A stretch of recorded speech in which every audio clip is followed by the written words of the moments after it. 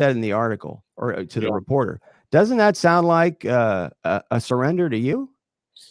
Or does it? Yeah, I mean, I think so. And now we'll see if I'm sure it's a conditional surrender, not a. You know not what's a funny, complete surrender. Pat? You know what's hilarious? I just went on and on about, I gave an example when I read that quote about unconditional surrender in World War II. Yeah. So great minds, right? Hilarious. Absolutely. So, yeah, no, I think it'll be conditional, and we'll see what their conditions are and see if they're acceptable. You know, the horse is out of the barn now, Brooks, I think, on this issue. And so the NCAA has to come to grips with something different than the status quo. But is it going to be far enough towards what California has and what other states are looking at to satisfy athletes and their constituents? I don't know. The NCAA and every conference has been so slow to act on all of this. They've been pushed to this point. So we'll see what their follow through is going to be from this point on. Well, look at it this way. Alabama has criminalized agents, right? And the California law has a provision to allow for an agent. So I'm thinking that might be one of the things. I mean, the NCAA is definitely going to try to dilute this, water it down, and that might be one of the primary things they remove. Sure. Yeah. That's the thing. I mean, I'm sure the NCAA, they don't want to bring agents into their midst. I'm not sure they're going to have a choice. They certainly, I think, would probably try to have some sort of limitations or caps on the amount of money that could be there for athletes. Their thing has always been try to tie it to education. I'm not sure how easy that's going to be.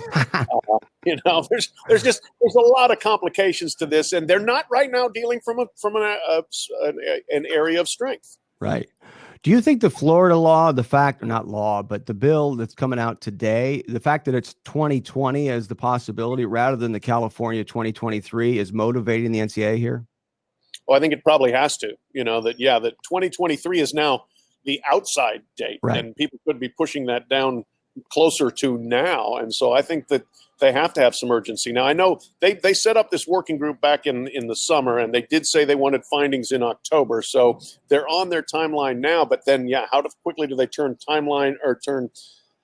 recommendations into actual legislation? I think that's going to be, are they in a little bit of a hurry up offense from that standpoint? And I think they should be. Now, it may not be anywhere near as easy to pass a bill in Florida as it was in California, but there's obviously other states working to do this much more rapidly. Visiting with Pat Forde of Yahoo Sports. And Pat, you exposed one of the big lies in the fake defense of people on the side of the NCAA after the California law came out, and that was that this law might limit opportunities of non-revenue athletes. Tell us about the article you wrote. Yeah, I wrote primarily about a girl named Reagan Smith, who's a world record holder now in the 100 and 200 backstroke. She's, an absolute phenom. You will be hearing about her in Tokyo in 2020 in the Olympics. And last summer in Korea in the World Championships, she broke these world records. And if a swimmer does that, there's FINA, the governing body of swimming, and USA Swimming there to give you a lot of money for these performances. And a total of $140,000 was at her disposal.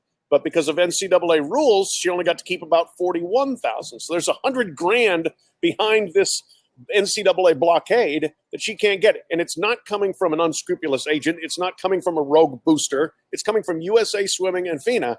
And it makes no sense whatsoever. My daughter's been caught up in similar things, not anywhere near that level of money, but she's on the national swim team, the U.S. national team. She swims at Stanford. She swam in the World Championships. She's entitled to $12,500 in the next 3 months. Don't know whether she's going to be able to